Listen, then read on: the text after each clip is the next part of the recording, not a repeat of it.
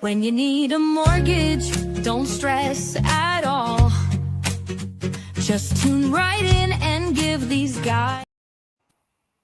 Good morning, YouTube. Today is Tuesday, April 8th.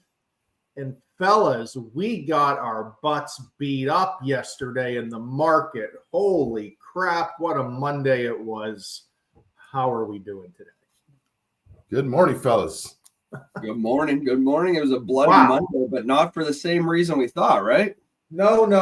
I was sitting here on Twitter Sunday night. Everyone was telling us that Black Monday was coming. That was going to equate an 8,000 point drop in the stock market, when really the market was up and down all day yesterday. It ended up down a little bit.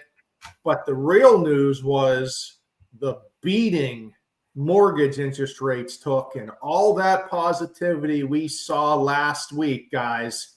Open up the window, toss it out, because we're right back to where we started. It was the worst day in 2025 for mortgage interest rates.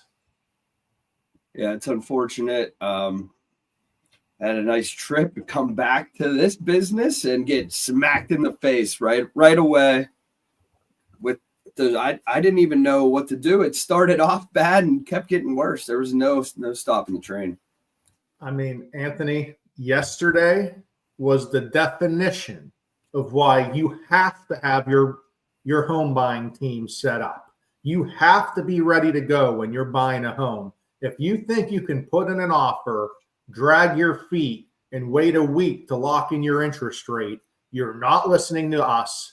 You don't understand this market right now, and you can potentially lose out on a quarter, 3/8, maybe 0.5% at this juncture right now.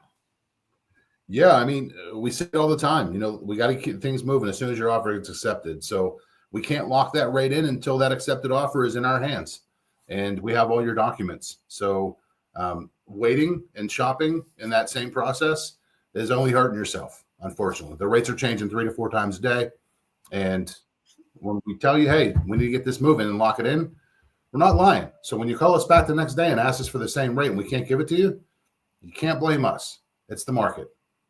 And we told you on Friday, we told you needed to get pre-approved, you needed to put your offer in, and you needed to take advantage of the rates at that time, because we didn't know what was coming. And we didn't expect the rates to continuously drop forever. And heck, yesterday was a huge wake-up call. We have no idea what's going to happen this morning. And we hope to recover some of these losses we saw yesterday. But, I mean, again, I said the same thing. My crystal ball is over here broken. I have no idea what's going to happen now.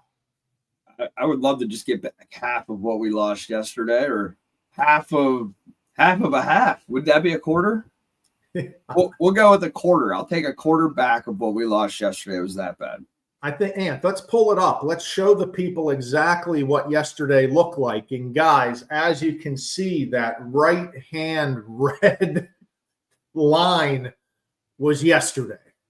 This is, I mean, last week was great. You see up and to the right, up and to the right. That's what you wanted to see. Rates kept getting better every day last week. And then yesterday came and we're literally wiped out all those gains. You don't want to see a big red line like that when you're looking at mortgage-backed securities. That's what we saw yesterday. And now we're just waiting to see where it opens up. But we're not joking.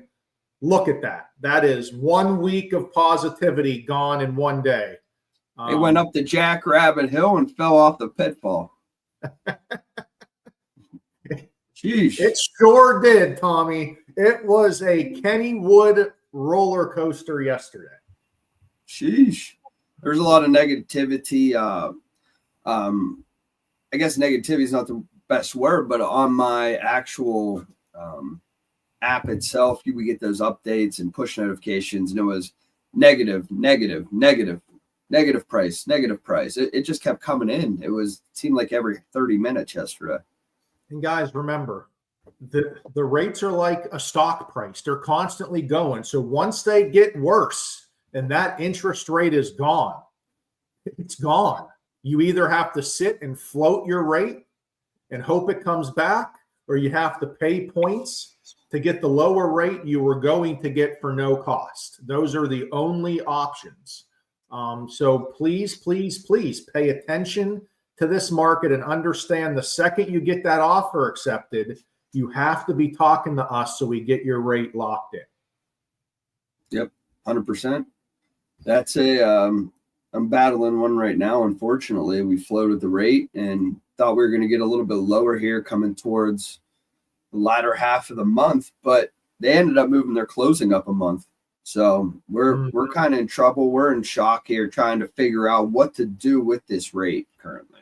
And Mr. Producer, pull us back up. Thank you, sir. We stopped sharing that. We saw our candlestick chart. Anthony always tries to make himself the big picture. I see that. If you're floating, listen, there's some folks that understand the market. They have education. They want to float. They want to not lock their rate until they get closer to closing. That's a personal decision. I think everyone on the screen here, we're way more comfortable in locking rates in because we're numbers guys. We want to be able to show you what that payment's going to be. If you float the rate, we can't guarantee that interest rate, and that just makes us feel a little uneasy. Yeah, I definitely hate floating. I probably float every one of 500 loans. Yeah, Anth, I've lost some sleep on some nights floating rates, right? You don't want anyone to lose an interest rate. Right. I mean, the biggest problem is it's not just that, but it's depending on where the client is as far as qualifications. If they're close on debt ratio or something of that nature, and we're floating that rate, hoping that it's going to stay the same, if not lower, and it ends up coming back higher, it could certainly hurt that client's qualifications for that specific loan. We may have to do more down payment, or restructure so that they can still get the same purchase price and pre-approval that we originally gave them. So just really depends. I mean, this is all valid information. What I'm trying to stress today is get your team ready. Get your realtor, get your loan officer. Anthony has something that he does with his clients before the offer that I think is amazing to make sure everyone's on the same team. Realtors, work with us when you put the offer in. There's way more things you can do to strengthen your offer than just making a higher purchase price. Talk to us. We might be able to tell you the appraisal can be waived. We might be able to tell you we can go this program over that program. We might be able to say we can close in this time period. There are ways we want to help you. Don't leave us out in the dark for that. Pre-offer huddle, guys. Pre-offer huddle. Let's do it. There it is. There it is. Get together. We need everyone to be on the same page.